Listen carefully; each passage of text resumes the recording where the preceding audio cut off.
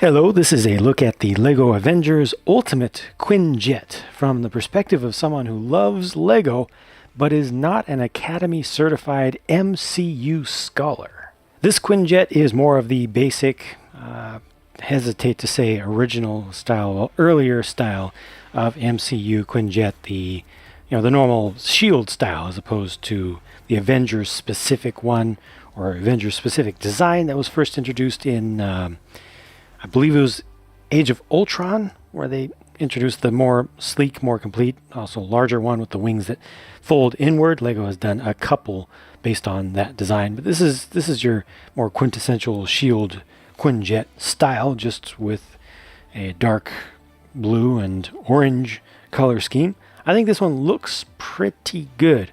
Maybe not the best looking Quinjet yet. I think that for this style, the original one that they did in this style was better, even though it wasn't as cool of a build, it wasn't as large, and definitely did not make as good use of space as this one does. I'll open things up and let you see inside and let you see what all this can do. This has a couple of stud shooters just on the sides there that shoot off some gunmetal gray colored studs just to represent bullets.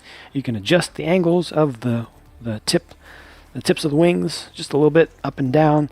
This, I guess, a little bit you could consider that to be some adjustment, but it's really supposed to all stay together. The bulk is pretty proper, I would say. All around the back you can see that it's got the opening ramp that you can bring down, and this has this big old weapon that can come out. This folds down and up, and then you have the 6 stud shooter up there, so you can fire that off. I don't recommend that you fire this off, really, because while the whole thing is more than sturdy enough to be swishable, if you're swishing this around, you kind of have to pay attention to it. And if you fire this off, you're going to be firing it off from some distance above the ground, and all those little essentially dark gray studs are just going to go all over the place, and you might lose some. I don't know. Stud shooters, not necessarily the best thing for actual play in reality. But when you do bring this up, and fortunately it stays fairly close to the fuselage around the top, so it's not sticking way out too far. When you bring this up, it leaves a lot of room inside. I mean, look all down in there. That's a cavernous space that just begs to be used to hold some kind of cargo. So how's this for cargo? Yeah, that is every Avengers' dream steed. A tricycle. It's the Avengers tricycle, man. Gotta get one of these. You gotta get one. They should sell a set of just this. It's so awesome. Not. This is the silliest thing. Just a regular motorcycle would have been so much cooler than this, and it's got this plush seat in the tan color there. I think this is just the lamest small vehicle that they could have come up with. It's a tricycle. Now I actually have all of the Avengers figures already inside. You'll see them in just a minute, but I've got my own sig fig here just to demonstrate how you would ride on this. Let's see if I can get this the least silly possible. I'm not going to try to make it look any worse than it already does on its own, but that's the general idea there. So your feet hang off the back, and you can imagine that he's able to look up and actually see where he's going. If you don't do it like this, then you're just going to have it like this, and that's even worse. It's just not good. A couple stud shooters on the front. Anyway, you can use this as cargo if you dare. If you dare go outside with it, just push it down in there. It goes all the way back, and then you can also retract the cannon and close that all up. Now, I actually, playing around with this, found another option as well.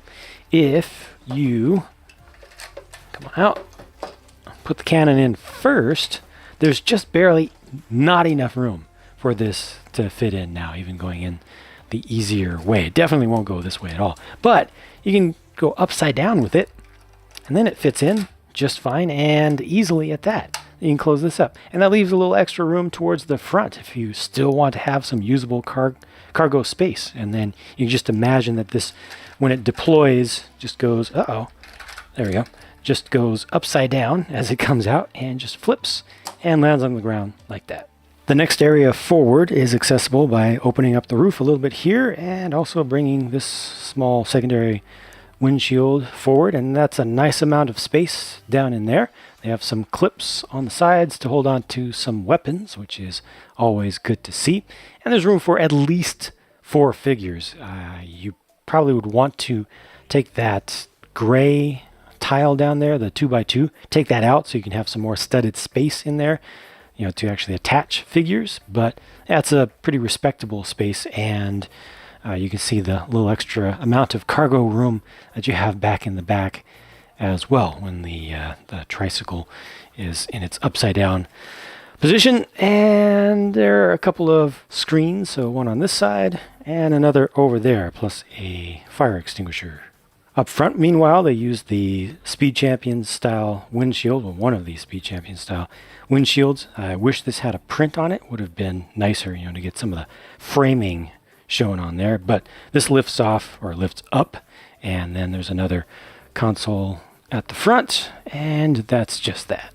I have to say, looking at this from above, I like the overall shape a lot, but I don't like these lift fan segments. I like the idea of having them there, having them visible, but they just feel thin to me. They need some bulking up, which shouldn't be difficult to do because there is room for improvement in there, definitely. But they just didn't quite finish that up. To paraphrase Missy Elliott, Thor with no Mjolnir is like Puff with no mace to me. I just miss that weapon. And Lego has such a cool mold for it that was just ideal. Yeah, I will always miss that. Of course, Thor here is wearing the Quantum Realm suit, which is the exact same one that's being worn by the other Avengers in this set, as you will see promptly. I don't know what I think about this Thor overall. I guess it's pretty good. Medium nougat color for the hair. It's all spiky. You know, he changes his hair quite a bit. The facial hair is right. I don't know about the expression. This one just doesn't talk to me very well. It just doesn't connect with me personally, and doesn't say Thor. That's pretty cool right there. That works. I think that actually helps quite a bit. I would like to stick with this one, but the other face just doesn't match Chris Hemsworth well enough to me. Now check this out. Hawkeye uses the exact same hairpiece, just in a different color. This is another case where I feel like the facial expression just doesn't match the actor in this movie.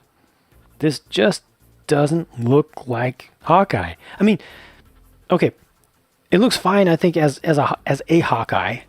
I can be told that this is a Hawkeye, and I can accept that. But as an MCU Hawkeye, no, it's just not working for me. I guess that, again, the secondary face works better, but with the hair, kind of pulls it back a little bit. I'm not going to take the quiver off because it's the exact same print. Same print as this. Of course, this is Black Widow. She gets the red hair back and then ties it back on top of that. I think this is an okay representation of a second, I'm guessing it's going to be second half of Avengers Endgame, Natasha Romanoff. This works. It's a shame that they never came up with a nicer solution for the batons. You know, I really like transparent, clear things, and I really appreciate the fact that Lego is doing a better job this season in particular with their lightsaber blades and getting them nice and clean with no air bubbles. You'll still see air bubbles from time to time, surely, but it seems like they've really improved on the production process there. I haven't gotten one this year yet that has air bubbles in it, and I appreciate that. Check out the other face here. I'm okay with that.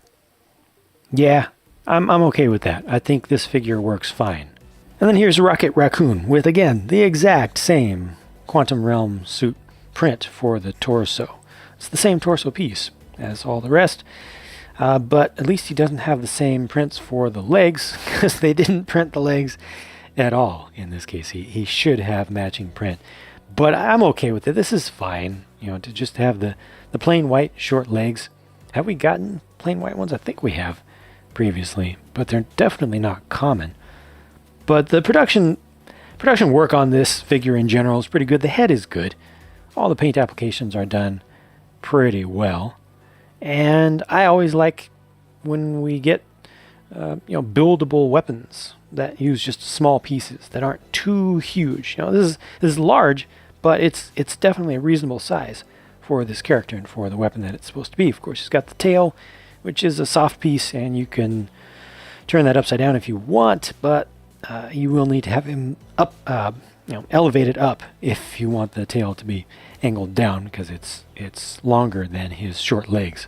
And finally, here's a Chitauri warrior who looks pretty cool. Looks pretty creepy. That face there reminds me of a certain memeable dog.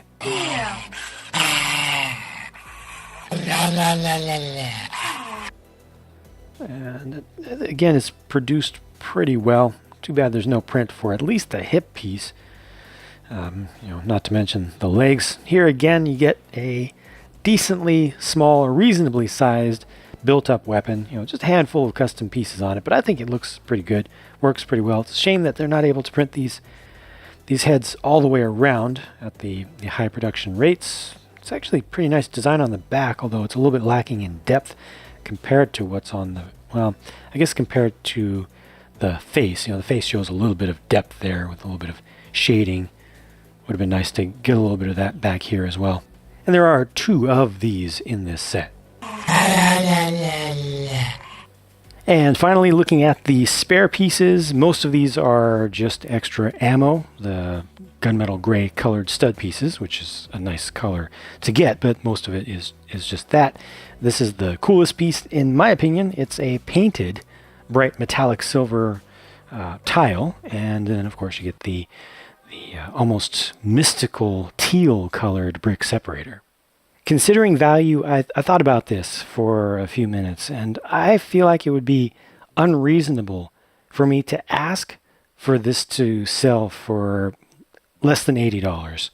Given the 838 pieces, the fact that while it does have some stud pieces that reduce the value on a price to part basis analysis, it does have a lot of medium to medium large sized pieces as well, and it has a fair number of figures, although a bunch of them share the exact same torso pieces. Still, they are minifigures.